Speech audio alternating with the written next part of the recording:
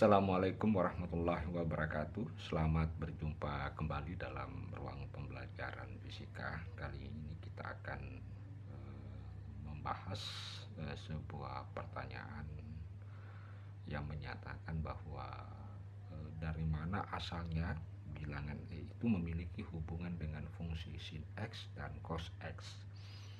Padahal kita ketahui bahwa nilai E itu adalah sebuah bilangan yang nilainya berkisar 2,7128281884594 dan seterusnya.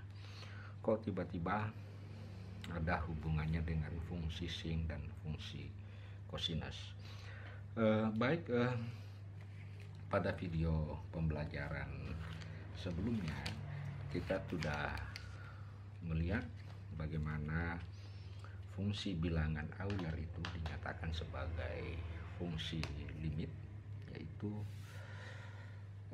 menyatakan bahwa limit untuk limit n menuju tak berhingga ya 1 ditambah 1/n pangkat n. Jadi untuk limit n menuju tak berhingga itulah yang sama dengan Euler. Nah, ini adalah sebuah fungsi bilangan Euler. Baik, dalam video sebelumnya bilangan Euler ini bisa kita tentukan untuk n tertentu. Jadi misalkan saya tulis untuk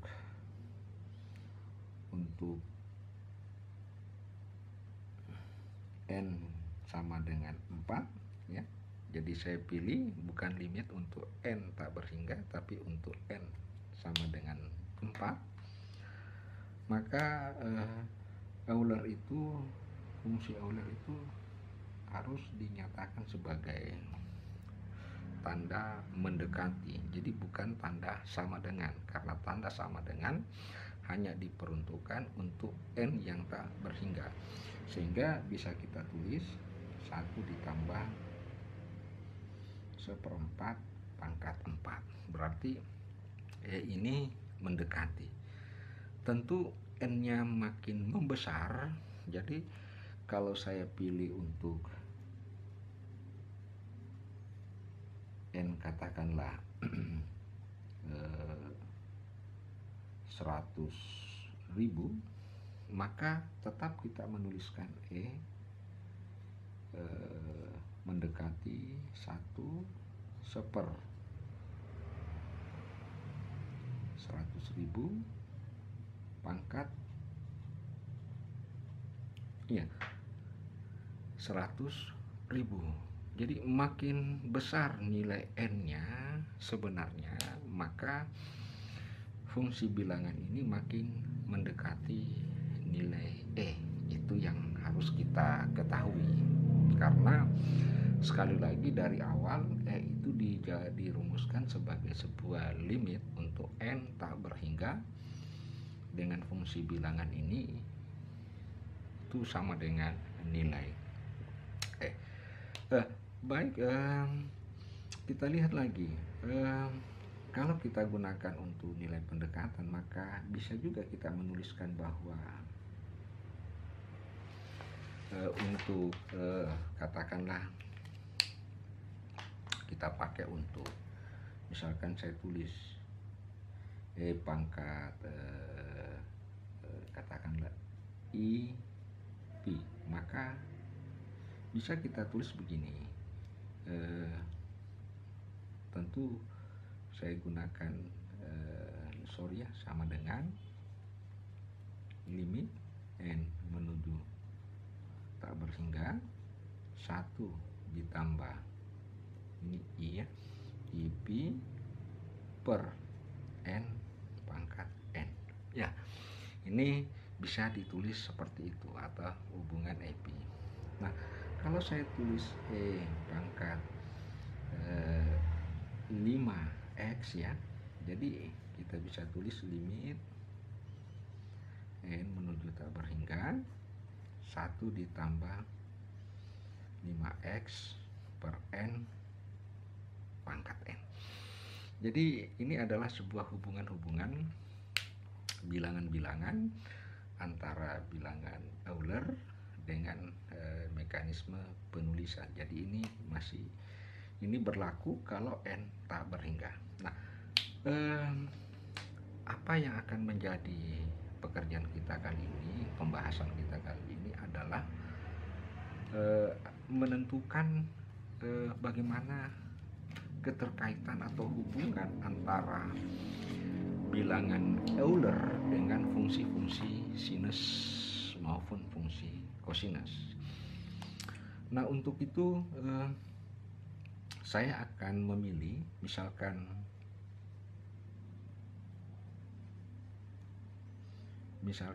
kita akan memilih untuk E pangkat X ya. E pangkat X, sehingga kita bisa tuliskan E pangkat X itu saya tulis limit n menuju tak berhingga 1 ditambah pangkat X per n. Nah, itu penulisannya. Jadi E pangkat X sama dengan limit n tak berhingga 1 ditambah X pangkat n. Nah, saya ingin mengkalkulasi untuk mengambil pendekatan. Jadi misalkan saya gunakan pendekatan untuk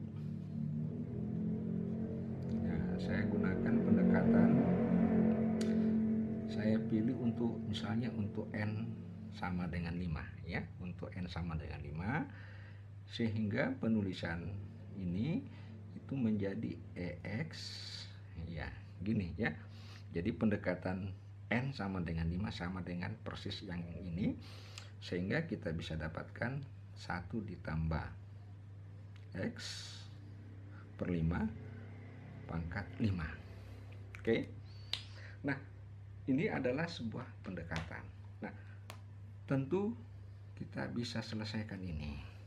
Jadi sebenarnya tujuan saya menggunakan pendekatan seperti ini untuk n sama dengan 5 hanya untuk mencari pola. Jadi sekali lagi hanya untuk mencari pola. Nah, baik, tentu kalau kita ingin menyelesaikan persamaan ini maka kita bisa menggunakan alat bantu, yaitu namanya segitiga Pascal ya. Jadi segitiga Pascal itu sebagaimana sudah tertera di sini, kalau n pangkat 5 itu urutan-urutan koefisien dari setiap suku-sukunya itu 1, 5, 10, 10, 5, 1. Ini khusus untuk pangkat 5. Kalau pangkat 4 tentu 1, 4, 6, 4, 1 ya. Berarti dengan demikian kalau pangkat 5, saya simpang dulu di sini, itu bisa kita tulis seperti berikut ya. Jadi mulai 1 ya, berarti 1 pangkat 5. Jadi ini 1 pangkat 5. Saya tulis 1 koefisien 1. Nah, koefisien 1 yang di sini berarti ini yang berpangkat 5. Kemudian ditambah ya, 6 koefisien 6, berarti koefisien 6 satunya berkurang, pangkatnya 4. Nah, X pangkat 5 sudah berpangkat 1, karena yang jelas harus jumlah pangkatnya adalah 5 ya. Kemudian berikutnya 5, kemudian 10 koefisien 10, berarti 1 berkurang, pangkatnya 1 jadi pangkat 3, sedangkan X bagi 5 bertambah jadi 2. Oke. Kemudian berikutnya lagi tambah sudah 10, kemudian 10 lagi. Nah, 1 berpangkat 2, X bagi 5 berpangkat 1 ya. Untuk bukan 2, kalau ini 2 bukan 1 ya, berarti ini 2, berarti ini berpangkat 3 ya. Jadi karena harus jumlahnya ini 5, 4 tambah 1 5, 3 tambah 2 5, 2 tambah 3 5. Kemudian dijumlah koefisien 10, kemudian koefisien 5 ya. 1 berpangkat 1, kemudian X per 5 berpangkat 4 ya. Berpangkat 4 karena 1 ditambah 4 ya. Kemudian terakhir 1 koefisiennya yaitu tentu adalah X per 5 pangkat 5. Oke. Nah, itulah bagaimana kita membuat perkalian pangkat campuran untuk N sama dengan 5 dengan menggunakan segitiga Pascal. Nah, selanjutnya apa yang akan kita lakukan dengan ini? Maka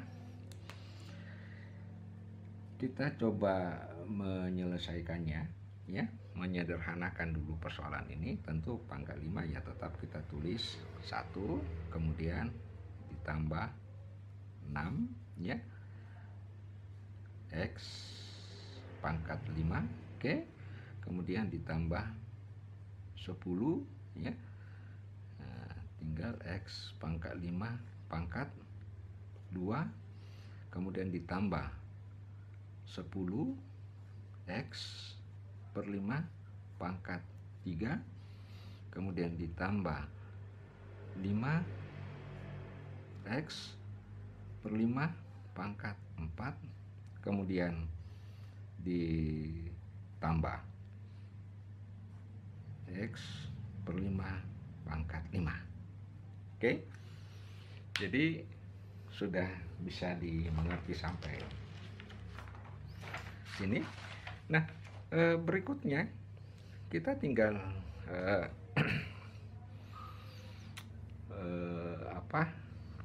di sini masih ada. Sorry ya, saya salah tulis, bukan 6 ya, di sini bukan 6, sorry. Ini saya salah lihat, di sini adalah 5. Nah, ini 5. Oke, 5 ya, karena di sini 5 saya salah lihat. Ini 5, 10, 10, 5. Jadi 1, 5, 10, 10, 5, 1. Oke, sudah betul. Kita cek. Nah, apa yang akan kita lakukan dengan persamaan ini? Nah, persamaan ini bisa kita kita bisa manipulasi sehingga bentuknya memiliki pola-pola tertentu, yaitu saya tulis 1 ditambah 5, saya tulis bagi 1 ya. Tentu di sini X per 5 pangkat 1. Kemudian yang berikutnya, yang ini bisa saya tulis 5 kali 4 ya. 5 kali 4, kemudian saya tulis 2 kali 1. Bisa ya, sama, karena 5 kali 4 20 dibagi 2 tetap 10. X per 5 pangkat 2. Oke, yang berikutnya lagi, yang ini saya bisa manipulasi 5 kali 4 kali 3, saya tulis ini 3 kali 2 kali 1 ya, tetap sama dengan 10 nilainya. Nah, ini sama dengan X per 5 pangkat 3. Oke, kemudian saya jumlahkan lagi, ini bisa saya tulis 5 kali 4 kali 3 kali 2. Oke, nah tentu ya, 5 kali 4 kali 3 kali 2, tentu saya bisa tulis ini 4 kali 3 kali 2 kali 1. Kenapa? Supaya tetap fungsinya sama, tetap nilainya sama dengan 5, sehingga kita bisa tulis X pangkat 4 kemudian pangkat 4, kemudian ya dijumlahkan ini X pangkat 5 kan 1, berarti 5 kali 4 kali 3 kali 2 kali 1. Nah, ini bisa saya bagi 5 kali 4 kali 3 kali 2 kali 1. Sama kan? Nilainya 1 tentu X pangkat 5. Nah, kenapa dibuat seperti itu? Ya, dibuat sedemikian seperti itu supaya ada pola-pola yang bisa ditunjukkan, karena kelihatan. Coba kita perhatikan, ini berpangkat 1 ya, tentu ini adalah 1. Oke, berpangkat 1 sama dengan 1 faktorial. Ini X berpangkat 2 berarti di sini adalah 2 faktorial. X pangkat 3 berarti 3 faktorial. X berpangkat 4 berarti 4 faktorial. X pangkat 5 berarti 5 faktorial. Nah, ini yang kita sebut dengan memanipulasi. Artinya apa? Kita tidak mengubah nilai-nilai yang terkandung di dalam persamaan ini, tetapi kita mencoba menemukan sebuah pola-pola yang memiliki keteraturan. Karena pola-pola yang keteraturan itulah yang akan memudahkan kita untuk menentukan penjumlahan ataupun deret sebuah bilangan. Baik, saya lanjutkan lagi ya. Jadi saya lanjutkan lagi ini saya lanjutkan kembali menyelesaikan manipulasi kita ya. Jadi tetap saya tulis, saya simpan di sini, di mana saya tulis ulang kembali bahwa E pangkat EX itu, nah ini kan sama dengan 1 ditambah tadi X pangkat 5. Nah, oke. Nah, saya tulis ulang kembali ya. Nah, saya tulis ulang 1 ditambah 5, saya langsung ganti dengan 1 faktorial ya. 1 faktorial. Jadi ini saya langsung ganti 1 faktorial, 2 faktorial, 3 faktorial, 4 faktorial, 5 faktorial. Jadi 1 faktorial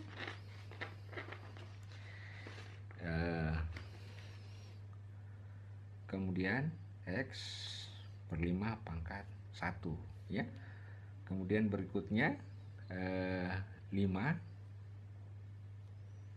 kali 4 ini 2 faktorial X pangkat X bagi 5 pangkat 2. Oke. Kemudian berikutnya 5 kali 4 kali 3 kemudian bagi 3 faktorial ya. 3 faktorial kemudian X per 5 pangkat 3, kemudian ditambah 5 kali 4 kali 3 kali 2. Oke, jadi di sini 4 faktorial kemudian X per 5 pangkat 4. Oke, dan yang terakhir adalah 5 kali 4 kali 3 kali 2 kali 1, ini 5 faktorial kemudian X per 5 pangkat 5. Nah, ini yang saya maksud. Jadi ada satu pola yang muncul di dalam persamaan ini, sehingga kalau kita ingin menyederhanakannya itu tinggal bisa kita ubah seperti ini. Saya tulis ini 1 ditambah 5 bagi 5 kemudian X per 1 faktorial. Oke. Kemudian saya ubah lagi ini tambah 5 kali 4, saya tulis lagi 5 kali 5 karena 5 pangkat 2 ya. Saya masukkan di sini X kuadrat per 2 faktorial. Kemudian saya jumlahkan lagi 5 4 3, ini 5 kali 5 kali 5, kemudian saya tulis X pangkat 3 3 faktorial. kemudian saya jumlahkan lagi 5 kali 4 kali 3 kali 2. Kemudian di sini 4 berarti 5 kali 5 kali 5 kali 5, karena 5 pangkat 4. Kemudian X pangkat 4 faktorial, kemudian ditambah 5 kali 4 kali 3 kali 2 kali 1, kemudian dibagi, karena ada 5, 5, 5, 5, 5, kemudian saya kurung X pangkat 5, 5 faktorial. Jadi apa yang bisa kita saksikan dari kenyataan ini? Bahwa dari kenyataan ini menunjukkan bahwa ada satu pola yang dibentuk dari sistem bilangan Euler ini, ya. Ada satu pola yang dibentuk dari sistem bilangan Euler tersebut. Oke. Nah, kalau misalkan sekarang ya, jadi ada satu pola. Bagaimana halnya jika saya pilih untuk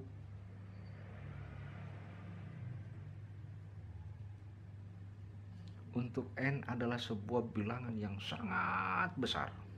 Ya, katakanlah bilangannya itu adalah tak berhingga. Oke? Jadi yang saya pilih adalah bilangan tak berhingga.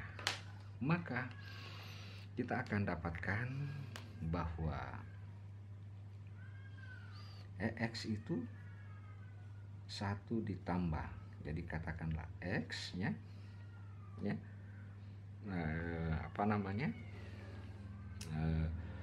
satu bilangan N yang ya tidak apa-apa, bisa juga kita menggunakan N yang katakanlah ya N ya, N yang, atau tidak usah dulu tak berhingga, kita pakai dulu untuk sama dengan 10.000 ya. Kita pakai dulu untuk 10.000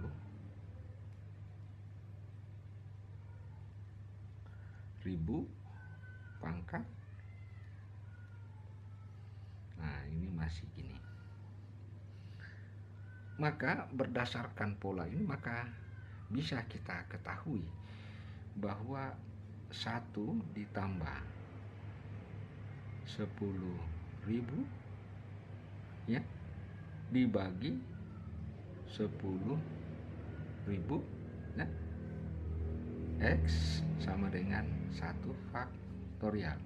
Kemudian kemudian yang berikutnya 54 tentu 10.000 kali kurang 1 ya, 10.000 kurang 1 berarti 9.999, kemudian dibagi 10.000 ya, 10.000 dibagi 10.000 ada 2 kali lagi 10.000 X pangkat 2 faktorial, dan seterusnya. Nah, apa yang bisa kita lakukan dengan hasil ini ya? Nah, kita sudah mulai melihat sebuah pendekatan bahwa nilai ini, koefisien ini hampir mendekati 1. Nah, sekarang kita coba pasang untuk N sama dengan tak berhingga, sehingga kita dapatkan EX sama dengan 1 ditambah X, kita tulis tak berhingga ya. Jadi kita sudah mulai mendapatkan pola. Tentu di sini kita dapatkan 1 ditambah ya, 1 ditambah. Nah, karena tak berhingga, maka tentu tak berhingga bagi tak berhingga, di sini tetap X 1 faktorial ya.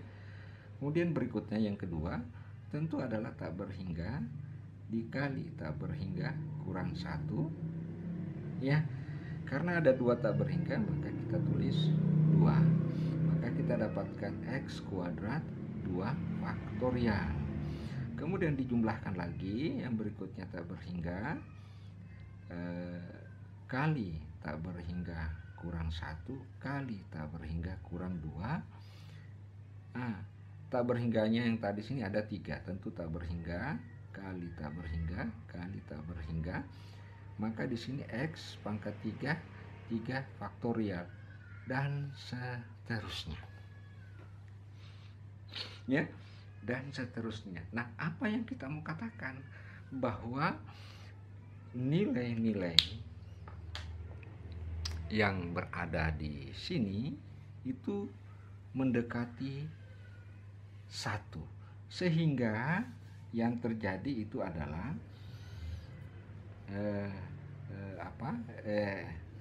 X itu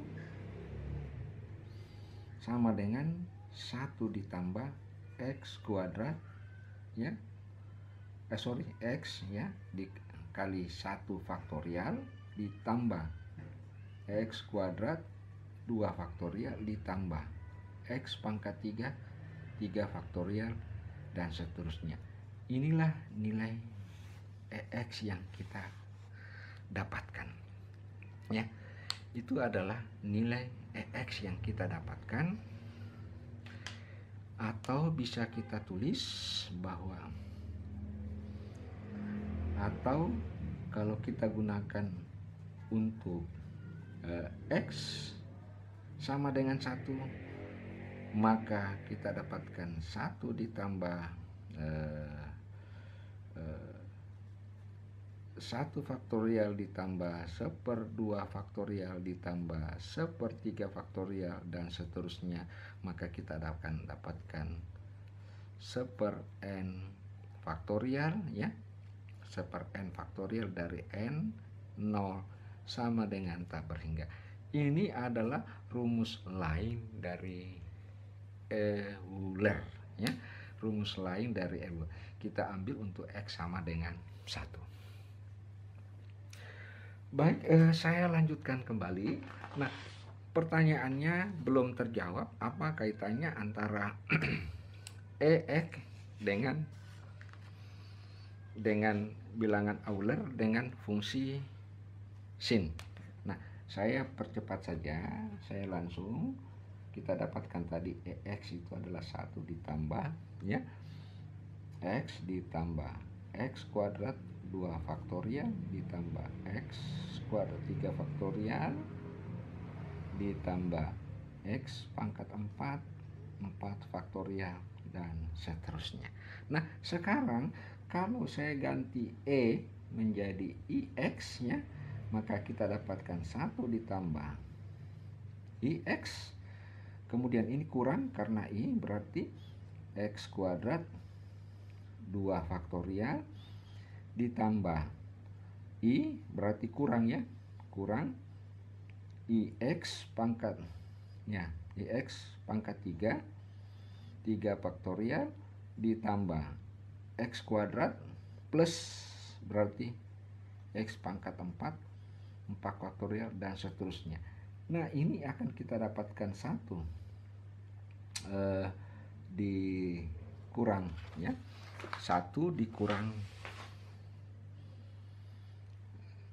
Jadi kita kumpulkan 1 dikurang X kuadrat 2 faktorial ditambah X 4 faktorial, kemudian ditambah I, nah ini I keluarkan, X dikurang ini dan seterusnya ya. I X sama dengan kurang X pangkat 3 faktorial dan sebenarnya masih ada X pangkat 5 faktorial. Nah, ini yang kita sebut dengan cos X dan ini yang kita sebut dengan sin X. Ya. Inilah hubungan antara bilangan Euler dengan fungsi cos dan sin X. Tentu kalau kita gunakan min, lain lagi permasalahannya. Baik saudara-saudara sekalian, Demikianlah penjelasan singkat tentang bilangan. Sekian, assalamualaikum warahmatullahi wabarakatuh.